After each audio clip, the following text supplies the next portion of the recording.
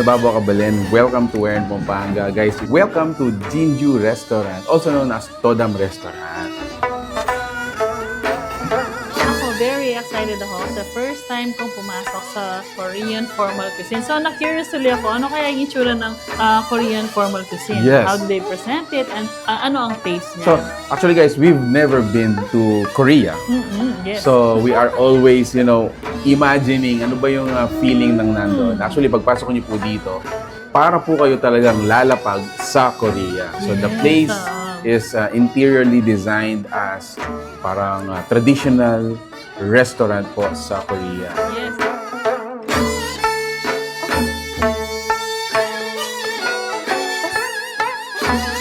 Guys, para ka talagang nasa Korea. Parang nasa Korean novela. Ano na lang ang kulang? Costume na lang Costume na lang ang kulang. Okay. Nabanggit po sa amin na sa Korea pala. So if you have a restaurant that serves more than 15 or more na side dishes, you're being treated, or that is a restaurant that is fit for a king.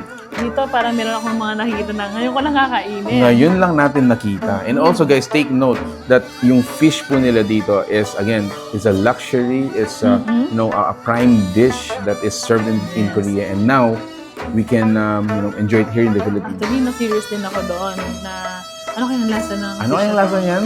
Definitely, there's a reason why it is fit for a king. I agree. So there is a reason why these dishes are served fit for a king. So let's find it out.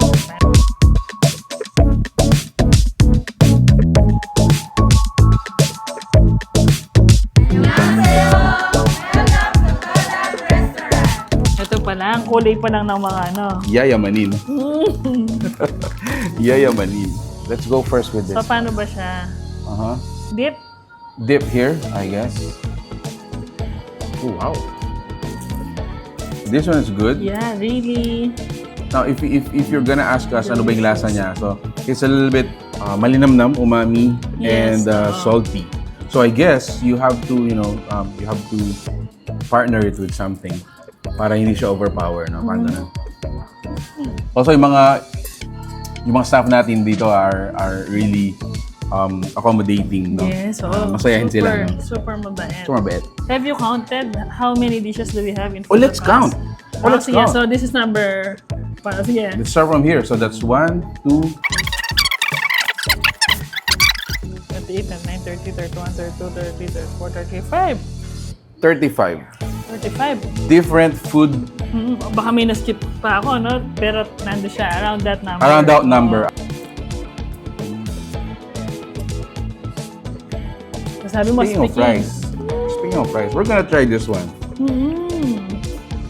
Meron silang purple rice. So it's a purple rice.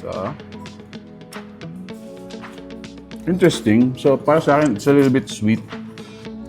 Yan, sige. Ako kasi, partner ko siya sa rice. Okay. Ayan. Sabay tayo. No. Chili sauce. Okay. Thank you, sir. We really need to follow this one kasi we really want to taste Korean dishes. Ganito, ma'am. Yes po. Ako nakaspoon, ikaw na. Yeah. Okay. Napalaki yung fish ko. Pasensya na po. Alright, so this is it, guys. Tumutulo eh. That's fine. Cheers! That's it. Nare-realize ba habang kumakain tayo? Masarap ng buhay ng king, no? Oh, yeah. Habang kumakain siya. No? Oh, yeah. I'm on to next. I think this is also another interesting na sinabi niya kanina. This is an oyster. You like oyster? Show it to the camera. Okay. Guys, this is an oyster. Fresh oyster. Saan natin kinukuha yung oyster natin? Where do we source our oysters? Korea. Oh. This is from Korea. What? Oh, galing. Wow. So, imagine that. It's refillable. Yeah. And oyster from Korea. Think of this. You eat something that is live, raw, coming from Korea, and then you eat it here in the Philippines. That is rare. Yes.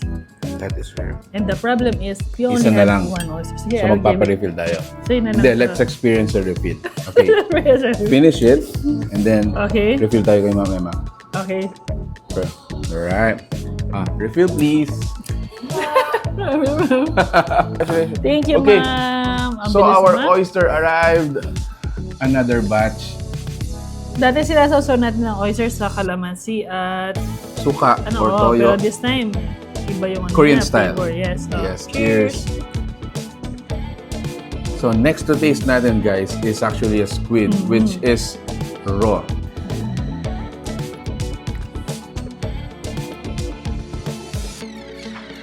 So this one, what Okay, we so ate, it's called what we serve is HangSang set meal. It's just 1,000 pesos for each person. yes, Only this one.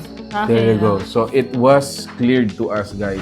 Body gulbi HangSang fish is added Yes. 1,300 pesos. Ganun siya ka-premium, ganun siya.